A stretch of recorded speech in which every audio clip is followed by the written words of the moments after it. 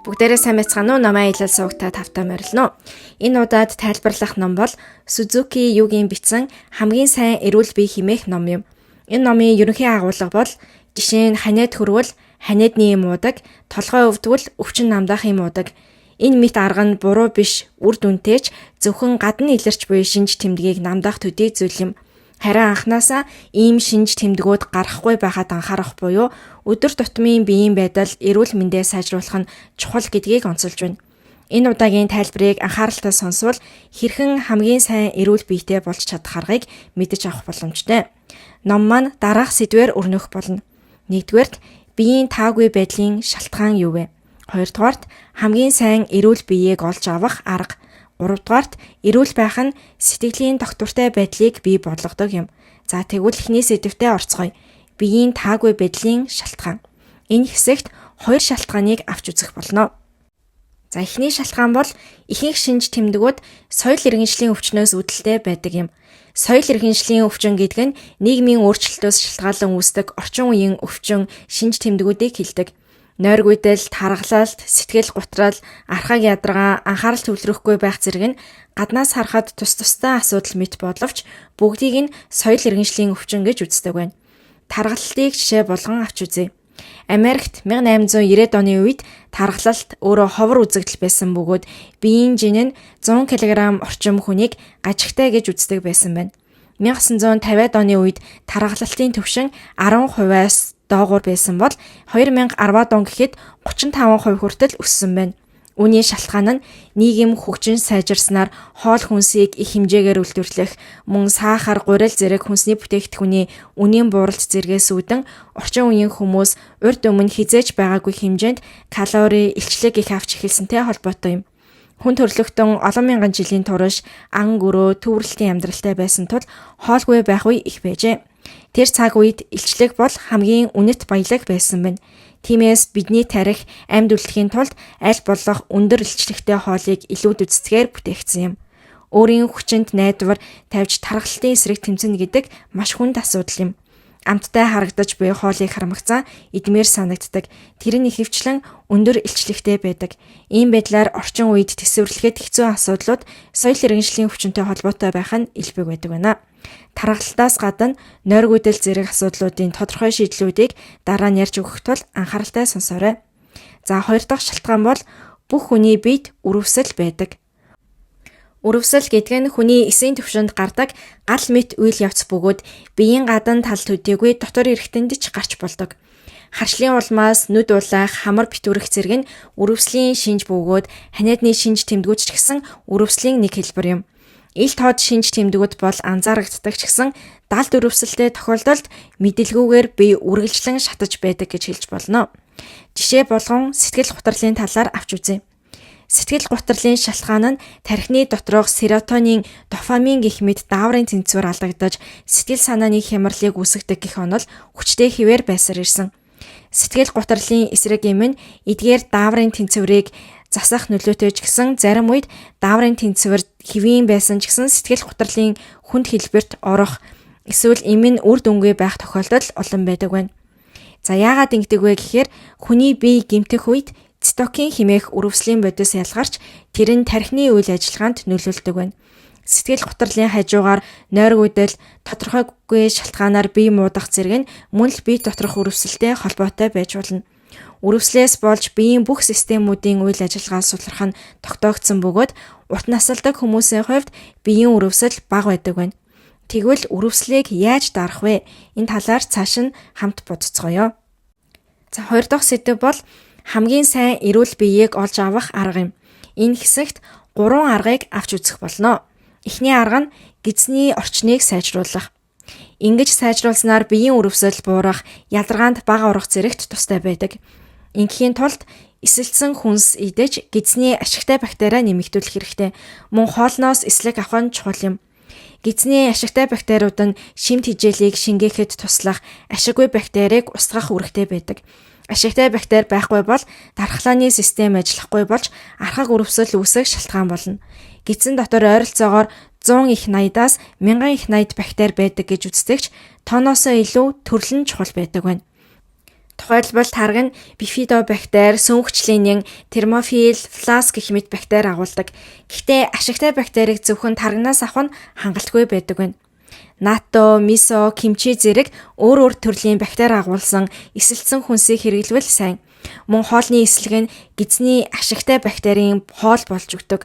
Эслэг их хэмжээгээр авах нь хорт хавдар, өрөвсөлт өвчнөд өртөх, өвчнөөр нас барах эрсдлийг бууруулж өгдөг. Эслэг ихтэй хүнсэнд далайн ургамал, сэвэг зарам, овёс, мөг, алим зэрэг хүнсний бүтээгдэхүүнүүд орно. За 2 дахь арга бол байгальтай ойр байх. Хотод амьдардаг хүмүүсийн хувьд байгальтай харилцах нь бага байдаг тул бие махбодд нь муугар нөлөөлдөг. Дарвин их сургуулиас хийсэн байгаль бидний биед хэрхэн нөлөөлдөг вэ гэсэн судалгаагаар байгаль нь өдрийн турш хуримтлагдсан ядаргаа гэмтлийг нөхөн сэргээх чадвартай тогтоожээ. Түүнчлэн байгальтай ойр байх нь массажнаас ч илүү тайвшруулах нөлөө үзүүлдэг байна. Иймд гэртээ янз бүрийн ургамал ургуулж болно. Гэртээ ургамал ургуулж, арчилж тордох нь аз жаргалыг нэмэгдүүлэх, анхаарал төвлөрөл сайжруулах, стресс бууруулах нөлөөтэй болох нь батлагдсан байна. Харин ургамал арчилахад хэцүү гэж санагдвал дараах зүйлсийг бас хийж болно. Байгалийн зураг гэртээ тавих, утас юм уу компьютерийнхаа дэлгэцийг ой мод далайн зураг болгох, голын урсгал, шувуудын жиргээ гэх мэт байгалийн дуу сонсож болно. Эдгээр нь жинхэнэ байгаль биш ч гэсэн үр дүн мэдрэгддэг байна. Мөн 7 хоногт 2 удаа дор хаяж 10 минут гадаа алхаж дасгал хийх нь ч мөн тустай. За 3 дахь арга бол зөв нойр авах юм. Нойроо зөв авч чадахгүй бол бие доторх өрөвсөл нэмэгцээр байдаг. Шөнө олон удаа сэрэх, мөн өдөрт 7-9 цаг унтах хэрэгтэйч үүнээс бага унтах, эсвэл их унтах нь өрөвсөл үүсэх шалтгаан болж өгдөг байна. Мөн ихэнх хүмүүс орондоо ороод шууд унтаж чаддаггүй. Яагаад шууд унтаж чаддаггүй вэ? Орондоо ном унших, утсаа оролдох, тоглоом гэх мэт зүйлийг хийдэг бол энэ газар унтах газар гэх тархины ойлголт сул болдог. Тиймээс шууд унтаж чаддаггүй байна. Жишээ нь зарим хүн гэртээ байхдаа залхуураад ажил хийдэггүй хэрнээ ажлын газартаа очиод ажиллаа хиймээр санагддаг. Энийн тархи маань компани бол ажил хийх газар, ор бол унтах газар гэж ойлгодог учраас тэр юм. Тэгвэл чанартай нойр авахын тулд юу хийх шаардлагатай вэ? Унтах хүртлээр 30 минутаас илүү хугацаа зарцуулахгүй байх хэрэгтэй. Мөн шөнө нэгээс олон удаа сэрэхгүй байх. Шөнө сэрсэн ч 20 минутын дотор дахин унтах. Мөн унтах цагаа 85%-аас дээш хувьтаагаар орондоо өнгөрөөх хэрэгтэй. Эдгээрээс аль нэгэнд дутагдвал нойр дутагдаж бие махбодын нөхөн сэргээх процесс буурдаг байна. Тэгвэл энэ асуудлыг хэрхэн зохицуулах вэ? Нэг арга нь байгальтайгаа ойр байх. Мөн өдрийн цагт аль болох нарны гэрэлт байх. Мөн орой болвол өрөөнийхөө гэрэлнүүдийг бүдэгрүүлэх хэрэгтэй. Ингэснээр биеийнхээ цагийн хэмнэлийг тохируулах, байглаас нойрны эм болох мелатонин хэмээх дааврыг авахад тус болно. За тэгвэл 3 дахь сэдвтэ орцгоё. Эрүүл байх нь сэтгэлийн доктортой байдлыг бий болгодог. Энэ хэсэгт 3 аргыг авч үзэх болно. Эхний арга нь бусадтай сайн харилцаатай байх юм. Танд бүх юмаа хуваалцдаг найз нөхөд бий юу? Бригам ягийн их сургуулийн ганцаардал болон эрүүл мэндийн судалгаагаар ганцаардсан хүн найз нөхөдтэй болвол амьдрах хугацаа нь хамгийн ихдээ 15 жилээр уртасдаг болохыг тогтоосон байна. Энэ нь эрүүл мэндэд үзүүлэх нөлөө нь тамхинаас гарахаас илүү найз нөхөдтэй болох нь эрүүл мэндэд сайнаар нөлөөлдөг гэдгийг илэрхийлж байна. Өөрөөр хэлбэл тамхи татснаас ганцаараа байх нь бид илүү хортой гэсэн үг юм.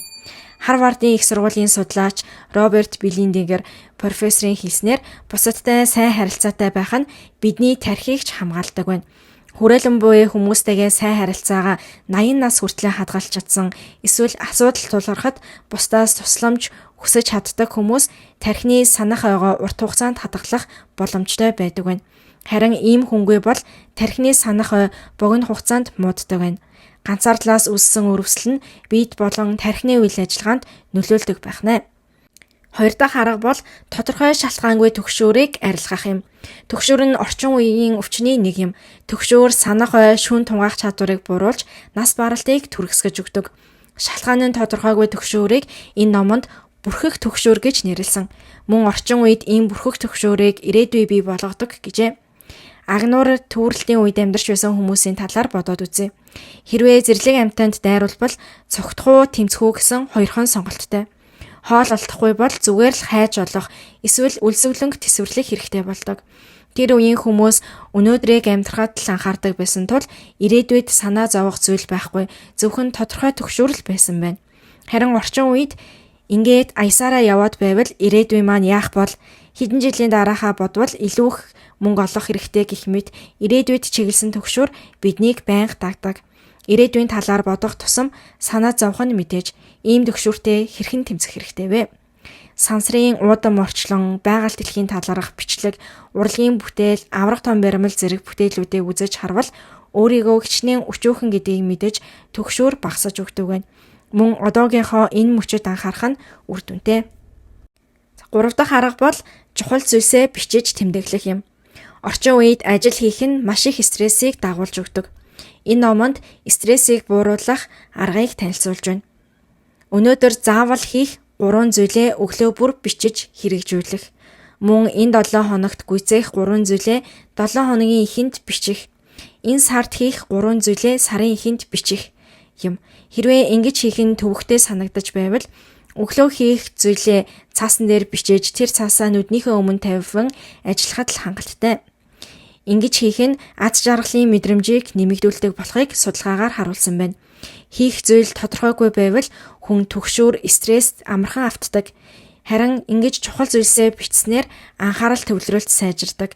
Мөн хийх зүйлсээ жижиг хэсгүүдэд хувааж өгснөөр өөртөө цаг гаргах, ихсэж түгшүүр, стресс багасж өгдөг байна. Орчин үеийн юмар хангалттай хэрнээ түгшүүр, стресс ихтэй өмнө байгаагүй янз бүрийн сэтгцэн өвчнүүд хүртэл бий болоод байна.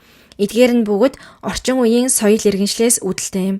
Тиймээс зөв арга хэмжээ авч чадвал хамгийн эрүүл байдлаар өдөр бүрийг өнгөрөөж болно. За энэ хүртэл бичлэгийг маань үзсэн та бүхэнд маш их баярлалаа. Тэгвэл дараагийнхаа бичлэгээр уулзалтлаа. Түр баяртай.